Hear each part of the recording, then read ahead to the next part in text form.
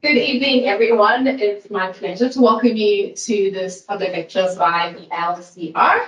It's my pleasure as well to introduce our speaker today. So Professor Hakeem Yusuf is a professor of global law at the University of Derby Law School. He has done extensive research on the role of the judiciary in transitional societies, which has attracted international recognition. Professor Yusuf is also a barrister and solicitor at the Supreme Court of Nigeria. And in an earlier professional career, he worked as a law officer in the Attorney General's Chambers, the Lagos State Ministry of Justice, after a stint in private practice. In 2011, he served as a commissioner on the Truth Commission on Osun State, Nigeria, and he has also consulted for NGOs like the Center for the Study of Violence and Reconciliation in South Africa.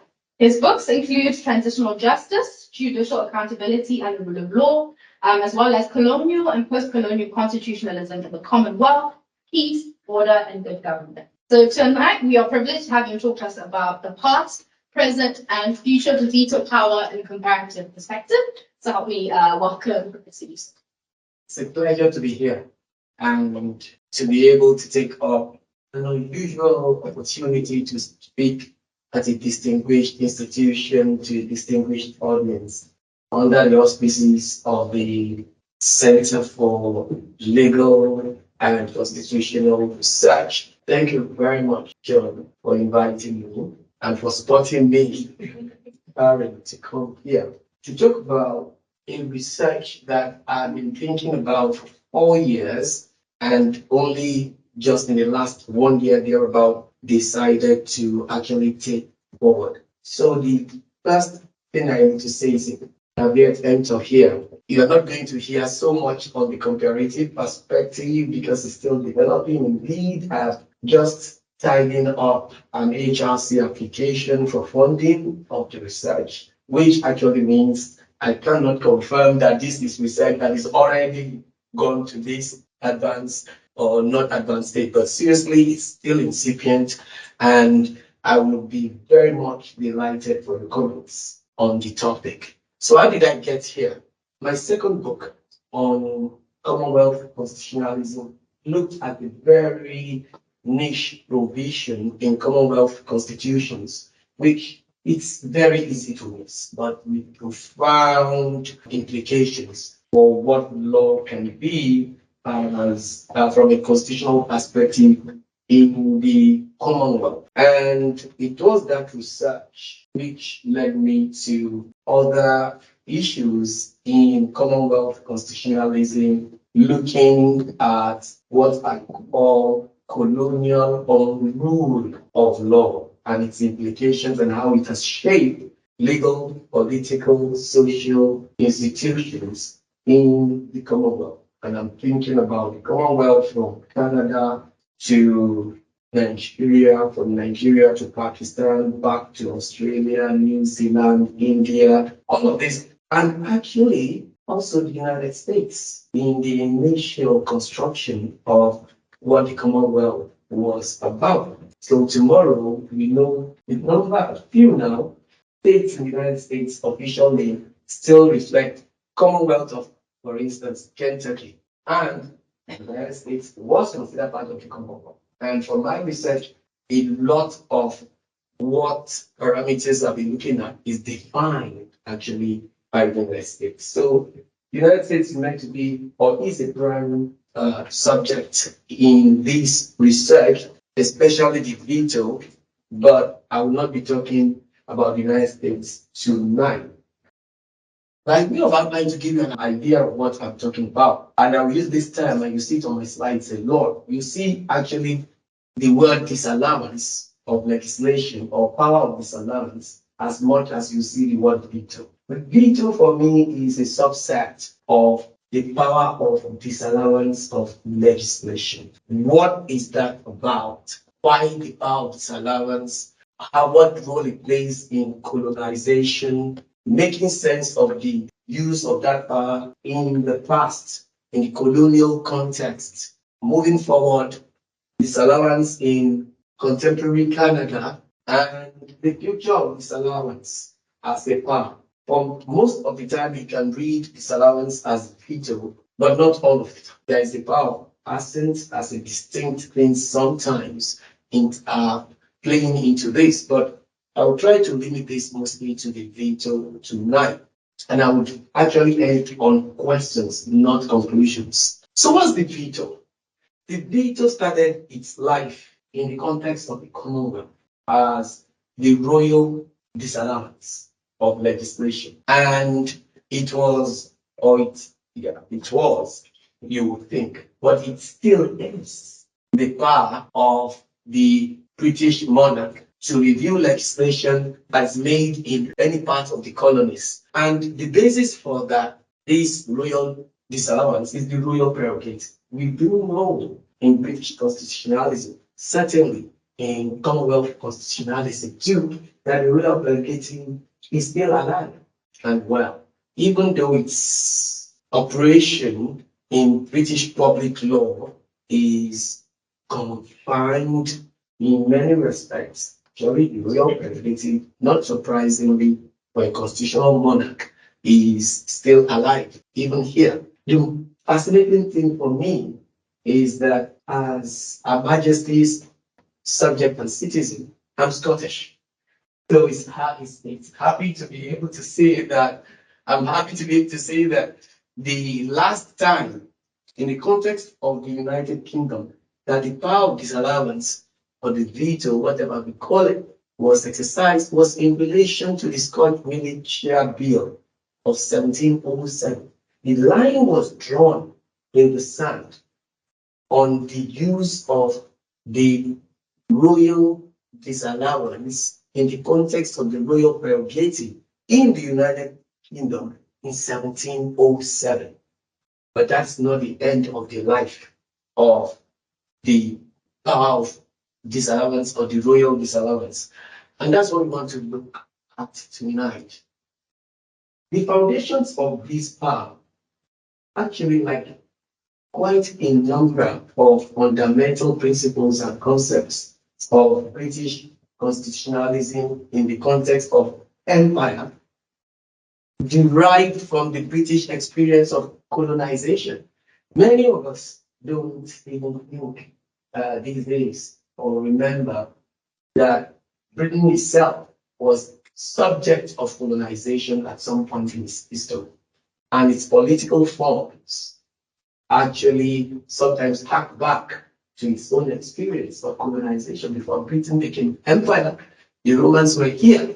And the power of disallowance of legislation goes to Roman constitutional arrangements here. But it was recrafted and popularized by British colonialism from the 16th century onwards.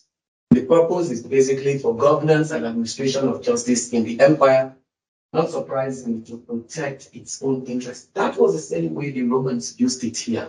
Why the veto? Well, I just mentioned. Before we go on to why the veto, I just wanted us to consider a fun fact.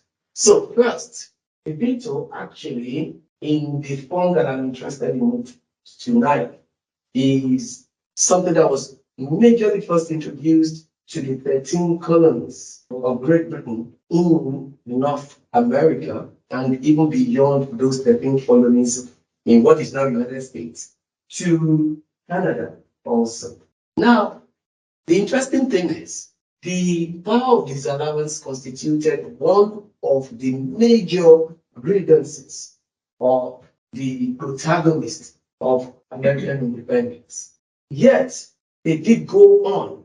I mean, the founding fathers of the United States after the Civil War went on to include a presidential veto, power of disallowance, in the American Constitution, not without debate. I've been looking at the archives and you'll have heard of the anti-federalists.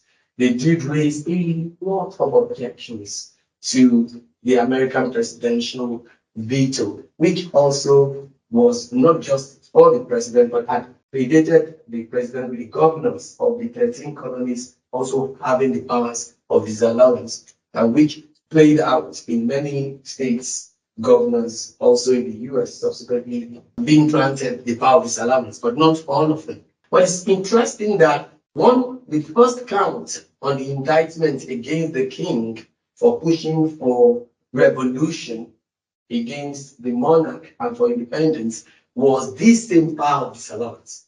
It said he, that is the king, has refused to assent to laws the most wholesome and necessary for the public good. And he has forbidden his governors to pass laws of immediate and pressing importance unless suspended in their operation till his assent should be obtained, and when so suspended, he has utterly neglected to attend to them. But why then did the founding fathers end up putting that same power recrafted in the American Constitution, which has endured till date? Well, I will leave it at that point on regarding America and move on. One thing that is basic, like I mentioned at the beginning, is that the power of disallowance remains a critical feature of most Commonwealth constitutions. And if you consider America as being out of the Commonwealth as it is, as far as the United States officially is concerned, unlike Canada, then it's one major jurisdiction beyond the Commonwealth that still has this power, deriving from it being the earliest jurisdiction where that power had been introduced. This research that I am engaged in with the power of disallowance is looking basically at this question. Given the colonial heritage of the power of disallowance, why does it continue to be allowed to be exercised, especially in a post-colonial, liberal, democratic, human rights age? That is what has interested me in the research. And my question is, if it is a power that should continue, can it be enhanced? Or if it's antithetical to democracy and human rights, should it be abrogated? So let's move back. I think what I've said basically encompasses what my research on this is. But we want to talk about the past, the present, and the future of the power tonight in a limited way. First issue is to take further what I said about where this has come from. Law as an institution was very central to the colonial project. Law needed to legitimize the colonial project and the colonial endeavor. Now, it was required that the colonial enterprise is able to establish its authority based on the sort of legal ordering that the colonizer was familiar with. What constituted law in society had to be something that the colonizer was familiar with. This is what Lauren Benton called politics of legal ordering. And as a result of this, in order to secure the colonial interest of empire, there has to be a mechanism that will determine what is acceptable as law, what is cognizable as law. Because if you don't control that, then you cannot, within the confines of order and regulation, constitute your governance or your authority over people far flung, especially as empire became. But like I said earlier, this is not unique to British colonialism. It is actually the way of colonizers in history. That was the same way the Roman colonization was imposed on these isles.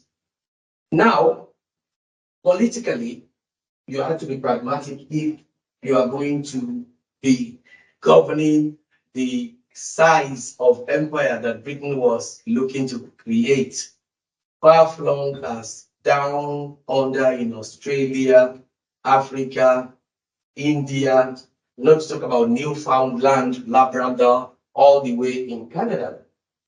So political pragmatism meant that you couldn't rule or impose law and governance exactly in the same way that you are able to do in the metropole in England, say. But you needed at the same time to be able to have those institutions governed broadly around the way that you can control what is happening there. And that pragmatic need meant that there was a need to approve and disapprove legislation that had been made. Yet, because of the distance, there weren't iPhones, there weren't Apple phones, there weren't digital technology at that time, and even the fastest ships would take a couple of months to get to the nearest places. And yet, developments continue every day, month. How do you manage that? The balance had to be sought. And that balance was partly provided by the power to approve or conditionally approve or then disapprove legislation. So, hence the power of assent to legislation, the power of veto on existing legislation, actually. Existing legislation sometimes that have been used and were part of the law for a year, 2 years, well, you were able to roll it back. Okay. So the royal disallowance, I said here, some fun facts. It was actually not a brilliant idea. What's now the veto in Commonwealth Constitution? It's not a brilliant idea of some colonial officer in London. It wasn't. It was actually one of those things that every time we talk about colonization, I remember growing up back in Nigeria, we thought that colonization was effected essentially by British Navy warships coming to Africa, bombing some places, and all of that. But the reality is not exactly like that. The reality was more like colonization was actually furthered a lot by private individuals who were given franchises to, well, explore and win new lands for in the name of the British monarch and establish the British flag there for a mutually beneficial interest. They've been able to explore, exploit, trade, and at the same time extend the frontiers of the British Empire. So it was introduced by chartered commercial companies, specifically the ones that operated in Virginia and Bermuda, both in the Northern Americas, as it were.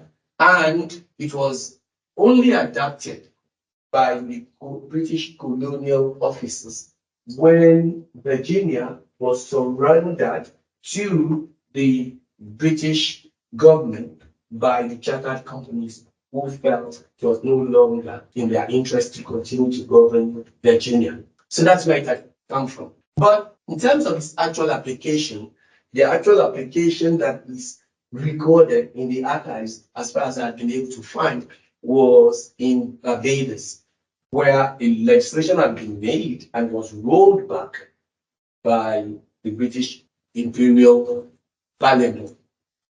As is taught, the renowned British-born Canadian historian and expert in colonial legal history, especially as relating to parliaments, wrote that the right of the crown as the supreme executive authority of the empire to control all legislation in any part of the Queen's dominion is self-evident. This is the basis of this royal disallowance. Is self-evident and unquestionable in his mind. In respect to the colonies, the royal veto upon legislation has always been an active and not a dormant power. A colony is not a part of the empire occupying a subordinate position in the realm. Now, this is the key issue. No legislative body is competent to pass a law which is at variance with or repugnant to any imperial statute, which extends in its operation to the particular colony. Neither the colonial legislature exceed the bounds of its assigned jurisdiction or limited powers. Should such an excess of authority be assumed, it becomes the duty, emphasis mine, of the crown to veto or disallow the illegal or constitutional enactment. So these are his thought writing in 1899.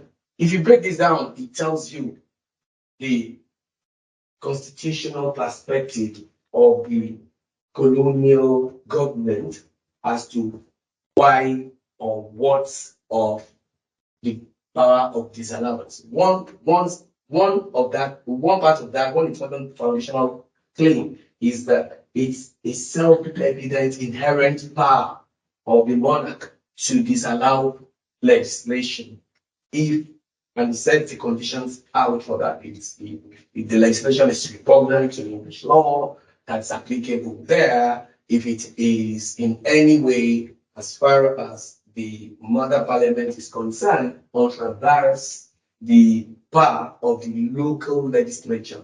The interesting thing here that we shouldn't miss is that the local legislature being talked about here, saying the 13 colonies of America, the original colonies, is not the Indian legislature. It didn't exist. It was actually of the colonists, actually. So that is really an interesting thing here to know. Furthermore, the Commission of Board of Trade, and even though the name says the Commission of Board of Trade, this is the governing authority on the colonies. It's the department or sub-department that looked after the colonies. And it's really interesting because I think the name of the board settles the question as to why colonization and the creation of empire. And even though we could have a lot of discussion as to the mission to spread Christianity, Anglicanism as part of that, there wasn't any pretension at that point. It's the Board of Trade. It was about trade and commerce. And the Board of Trade was responsible for governance of the colonies. And the Board of Trade, its 1969 commission, stated that it had to examine and into and weigh such acts of the assemblies being the legislatures in the colonies, and to represent the usefulness of the chief thereof to our crown and to our kingdom of England, or to the plantations themselves, in case the same shall be established for laws there. Now, let me just explain what this is about. This is about the power of the Board of Trade to examine and review legislation that's been made in the colonies, and it's telling us what really is the remit of that body. So that remit meant that review of colonial legislation, not just of legislation, but actually of all the activities going on in the colony. But review of colonial legislation was the most dramatic, given its impact, given the fact that what put the legislation legitimate at some point, because the assemblies had passed legislation for it, say on tax or the rate of tax or what is to be taxed, then becomes illegal because it has been abrogated. The legislation has been abrogated after a while. My research really has a number of touch points, and one of them is that I want to understand whether the application of the power of veto historically in empire has the same features or produces the same results or looks at the same issues over time across different jurisdictions, and even more important and equally importantly, and that's value in itself, but I also want to see whether there is a pattern that is established either within or across jurisdictions. That will be looking at Australia, Nigeria, Canada, the United States, Gibraltar. I was going to look at Hong Kong, but I'm not sure the political realities there with the one China policy would accommodate me. So I'm probably to talk Hong Kong. But I want to see all of these jurisdictions at one point or the other were part of the Commonwealth for this purpose. I want to see what has happened there. But more importantly, I want to see whether there are any patterns in the contemporary post-colonial period that harks back to the use of the power, or their rights, or what patterns have developed, especially in light of now principles of democracy, representative governance, human rights in those same jurisdictions. So there's a section I'll be looking at making sense of the system of the application of the power of disallowance or to like the veto. And there, I'll be asking some of these questions. Is there a discernible system for the application of the power? And I have not found work that actually addresses that question in the way that I'm interested in it. The only exception is Swinton's work, which looked at imperial control of colonial legislation. And such a valuable, compact piece of research. The only limitation being that it focused on the 19th century only, and it actually provides insight into specific points of colonial policy, but it helped my thinking about being able to look for discernible patterns in terms of the application of the power of veto. Just a caveat. Yeah, now I know when we speak about the veto, for those who probably are political scientists, and I'm sure we have leading experts in the room, you are not thinking probably only about, or even essentially about the national jurisdiction. You are thinking about the power of veto in the international system of the United Nations and all of that. I guess the historical origins and application of the veto has relevance to that, but my work is not going to be looking at that. So just so that I limit expectations in that regard. Specifically, I started my examination with Canada to see what I can make sense of in terms of just a brief look at the application in the colonial context of Canada. And there are examples scattered all over, and there are quite a number of them. But highlights of some of the things that I found was that in British Columbia in 1884, there was an example of how this power was used as the rationale for the application. So you find in British Columbia an 1884 anti-Chinese immigration legislation that was disallowed by the imperial government. And the basis was essentially that it was against imperial interest at that time. And it was again a subject from a constitutional point of view. So there's imperial interest at the political, but the constitutional, for those who are interested in the constitutional aspect, from a strictly legal point of view, it was declared as a matter that is ultra-vires the powers of the provincial government. Remember that Canada is a federation, and there are divisions of powers between the federal parliament and the specific. Oh, sorry, I went off camera. The specific and specific powers of the provinces. Interestingly, that power was that legislation was reenacted in 1885, the very next year. And this time again, it was disallowed.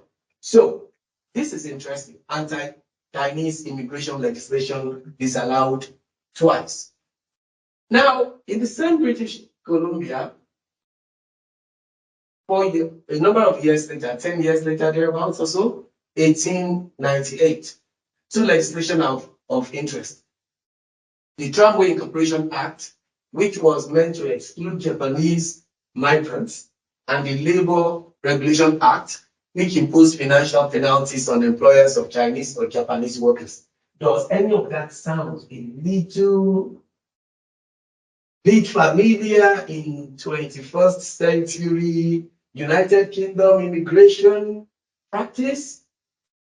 Now, both legislation were protested by the Japanese government. So what those legislation did was to, in one case, exclude, in the other, to make it actually financially unsustainable to bring in Chinese or Japanese workers, the second one. And they were both protested by the Japanese government. Now, the imperial government disallowed both of them as being contrary to the policies of the imperial government. Again, it's a matter of political policy here. Remarkably, however, 2 years down the line, two British Columbia laws, the same region or the same province, which were deemed only slightly, quote, discriminatory against Mongols and Indians, were allowed. They were deemed on review I told you about the Board of Trade and all of that, or review that deemed only slightly discriminatory against Mongols and Indians. They were actually allowed. These were the Liquor Licenses Act and the Vancouver Incorporation Act. Now, both of them denied both groups of people, Mongols and Indians, franchises to operate liquor licenses. Okay? Now, the interesting thing is, what has changed in terms of the fact that these represented discriminatory policies? So that's what undergirded the imperial policies approach as well. Well, that is part of what I want to understand. Was there a consistency? There are suggestions that first you would see a pattern which today, and for which credit should be given, of disallowance for the royal veto being applied essentially to uphold what today will be salutary ends or policy ends like international human rights obligations of non-discrimination and equality and all of that.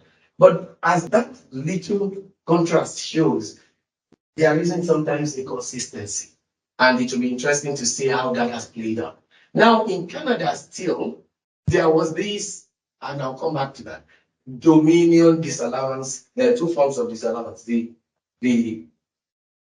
one that covered the federal parliament. There was one that this is called that covered the whole of Canada. That's the dominion disallowance, exercised by the imperial government. And then there is the provincial disallowance, which was exercised by the governor general in that province.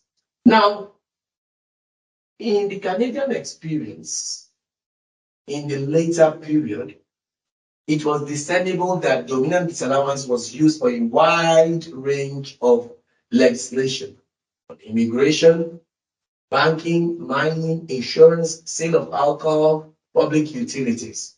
The reasons for the application varied of this dominion disallowance or the veto to stop legislation or to interfere with legislation around those issues. But some of the reasons were conflict with dominion legislation, which is understandable. That's a purely constitutional matter.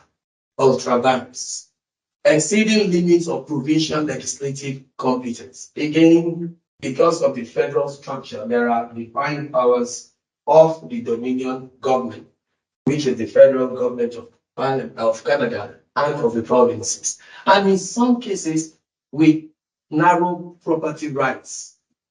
So the language of rights had begun to be used in the middle or close to the middle 20th century Canada, which you can, of course, talk about the post-colonial Canada. Now, let's take the example of South Africa again to see a little bit of how this power played out. Now, in South Africa, in 1906, prior to what is described as responsible government, and I am in the UK, so I don't need to define this happily, the legislature enacted the Asiatics Law Amendment Ordinance, which required the registration of all resident so-called Asiatics. And the result was that the imperial government disallowed that law for obvious reasons. It's discriminatory. Good. However, later that same year, the parliament was inaugurated. Responsible government was inaugurated. Its own parliament was inaugurated. And what had happened was that parliament unanimously passed that same legislation all over again. But what happened? Well, the imperial government changed its position the same year and assented to the legislation that it had, when it had the overall governmental control, rejected for what obviously was discrimination, apartheid. It actually approved it. Now the rationale for approval was that the law generally reflected, quote, the general will of the colony, clearly expressed by its first elected representatives. That's striking. Who are those representatives? Certainly, it didn't include Asiatics. So there is a problem that I'm interested in on what pattern can you talk about was disclosed. What was the rationale for the use of the veto power? In the same space, within months, you find a political change and rationale was found for what was obviously an apartheid legislation being approved. I use Canada again for talking about, so that's, I still put that in the past, notionally. But to talk about the present, I'm going to focus only on Canada as an example.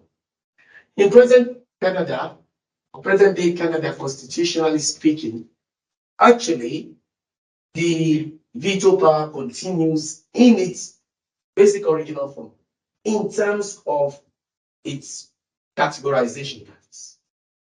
So I must be clear that there is imperial disallowance and the dominion disallowance. The imperial disallowance is one that is undergirded by Section 55 of the Constitution Act 1867, otherwise known as the British Nationality Act. It authorizes the Queen in Council to disallow any act of the now formerly Dominion Parliament, now Parlement du Canada. Let me try and speak a little French. Not sure it goes down well. But the key issue is the Queen has the power, or now the King has the power, still on the books, over Canada to abrogate any law that has been passed by the Parliament of Canada within 2 years of that law being made available, not 2 years of the law being made, but 2 years of that law being made available, which means it will always be more than 2 years after the law has been made. On the books, in theory, King Charles can still abrogate a law that's been passed in Canada. But the Dominion disallowance, which is the power of the Governor General over, derives from the combined provisions of the same Section 56 and 90 of the Constitution Act 1867, which is the BMA Act. Section 90 is the section in the Canadian Constitution that defines the jurisdiction of the federal government as against the provinces. It delineates their powers. So it's a combination of those two sections that constitutes the legal basis of the Dominion disallowance. The Governor General is authorized to disallow any provincial act, any act made by the Parliament of the provinces. This time within 1 year of receipt. Why? Because the Governor General is now and for a long time has been Canadian and lives as a citizen of Canada. You do not need to transport that law here. It's quicker to get it to the government. Now, the significance of these powers of veto or disallowance is actually expressed among others from a judicial point of view by Justice Crockett in reference as to validity of the Debt Adjustment Act 1937, where his lordship said, if an enactment is such a palpably unfair character as to offend the public conscience, the remedy lies not with the courts of the country, but with the people to whom legislature is responsible, or in the power of disallowance, the responsibility for the exercise of which the DNA Act, that's the Constitution Act, that's the new name of the DNA Act, has placed in the hands of the governor in council. This is in relation to the Dominion disallowance of veto. What then is the current status of this power in Canada? There's some debate around it, for sure, depending on which Canadian authority or book you choose to believe. But the position is that some have argued, so there's two streams. Some have argued that veto now has been the veto power has now been informally amended out of the constitutional text of Canada. And its role has been overtaken by judicial review, either partially or completely. But one of the leading constitutional experts, constitutional law rather, experts in Canada, takes a view that it's probably been nullified by convention as a matter of practice. Okay? But what is certain is that veto continued to exist or subsist on the books, albeit notionally in Canada, as it were. And just as a digression, but one that is probably even of closer interest, is the question, and I would welcome your views on that. What is the status of the veto power in the United Kingdom, in Britain, today? I ask this question because whereas the Scotch Militia Bill of 1707 and the vetoing of that drew the line in the sand of the actual post-legislation exercise of the royal prerogative to disallow legislation. There were some reports in the Guardian, some investigation, I think, about 2 years ago, that showed that legislation is being reviewed before they are actually passed for assent. It's being made available before they are passed for assent to the royal family for vetting. Not one, not two, not 10, not 50, in hundreds, with notable impact of suggestions or review in the way that those legislation were seen to be encroaching on the Crown's financial interest. So that's really an interesting thing that actually leaves the question open. But the position, as we know, by leading constitutionalists in the UK and by the practice since the late 18th century, is that the monarch does not question legislation but only assents to it. That has been the practice. But that investigation to what was actually going on before the formal presentation is an interesting issue as to where the position is. But my position is the veto subsists in Canada anyway. And part of the proof of that is this. In 2019, Quebec passed so-called anti-religious symbols law. 2019, not too long ago, which banned some public sector workers from wearing religious symbols at work. A cross, burqa is deemed, a kirpa for somebody to see is deemed part of this. You cannot wear any religious symbol. A Jewish skull cap, well, as a public officer at work, you cannot wear that in Quebec as a result of this law. And of course, it generated reactions. And the reactions, one of the reactions was that it led to calls for the federal government, you see, dominion veto was sought by those who opposed the law. The federal government should disallow the law. The federal government did not. But that there were people who publicly called for that to be done leaves it beyond doubt. How big that it wasn't applied. That for me, the powers of veto still subsists in Canada. What's the future of the veto? Briefly. Well, quite a number of things have come up in my research so far. This research I'll be engaged in for the next 3 years, hopefully with some funding. A number of things have emerged. There are jurisdictions where they never had the veto, Commonwealth, or they had it, but they had actually officially done away with it. The absence of these veto or power of disallowance in a broader context, especially when you consider the analogous power of assent, raises the possibilities or gives us an insight into the possibilities of the future of the veto in the Commonwealth and beyond. And of course, each jurisdiction will have to make up its mind as to what it will do. But I thought it is quite interesting how we now have some of the ways that the power will proceed in its application or non-application. Tuvalu, that small island that is almost been taken over now, going under, no thanks to climate change, actually provides a very powerful statement of one of the directions the veto should go. Section 86 to paragraph 2 of the Tuvalu Constitution 1986 actually says that when a bill is presented to the head of state for assent, the head of state shall mandatory language promptly even assent to it. They shall assent to it promptly. This seems to capture the conventional view on the state of the veto power in the United Kingdom today. So much so that one leading historian says that if the monarch is presented with a bill that says the monarch is to be beheaded the next day, they have no choice but to assent to it.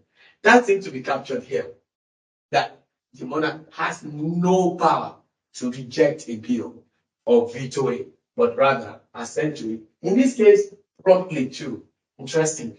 Now, Majesty in Charles III is sovereign of and head of state of Tuvalu, the last time I checked, which means tiny Tuvalu has been able to actually bring up a revolutionary position, albeit that it has not written it off the books, it has actually written it off the practice that the monarch, King Charles, has notionally at least the power to abrogate legislation made 2 years after the act in Canada, but not in Tuvalu.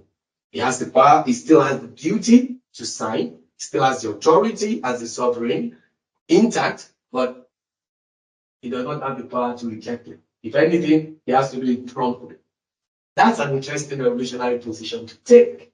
Another small jurisdiction that is a British overseas territory, St. Vincent and Grenadines, Section 43, 2 of his 1979 Constitution dispenses with royal disallowance altogether and the discretion of the monarch in assenting to bills. It provides that when a bill is submitted to the Governor General for assent, that's the representative of the monarch as the head of government and sovereign, in accordance with the provisions of this Constitution, if it has followed the procedures laid out in the Constitution, he shall signify that he assents. That goes even a step further than the Tuvalu one. How big that it does not say or use the word promptly. But here it makes quite clear that there isn't anything to do, but you've done it, Constitution fulfilled, yes, then I assent. That's actually an interesting one.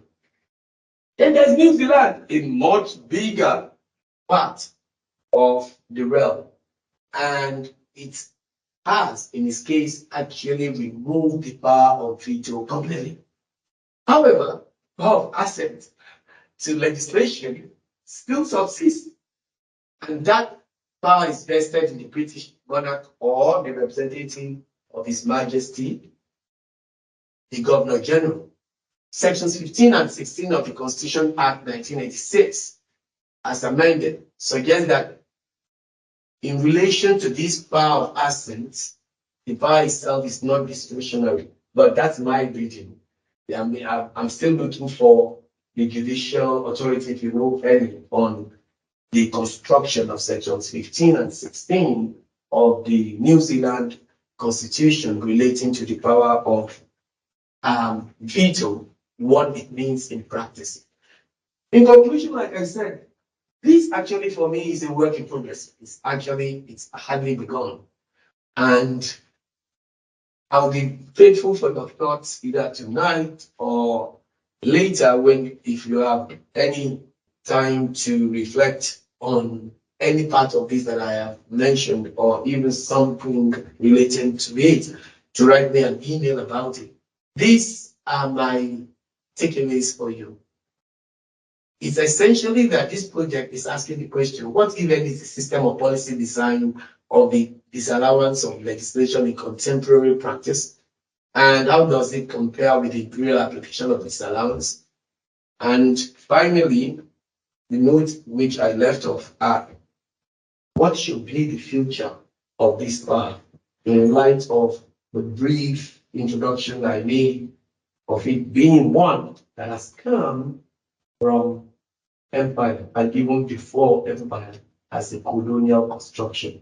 The American jurisdiction, for those who are familiar with, you find that a lot has been done in game theory by political scientists on the application of the power of veto, presidential veto, in the context of America's bipartisan democracy. But not so much has been done by lawyers in the way of legal history and these patterns that are more interest to me. So I know there may be experts in the room who know better than I do about that American jurisdiction in that way, but the key issue is they have not explored it around this legal constitutional approach. And I'll be very delighted for questions, comments, disagreements, and anything about it. Thank you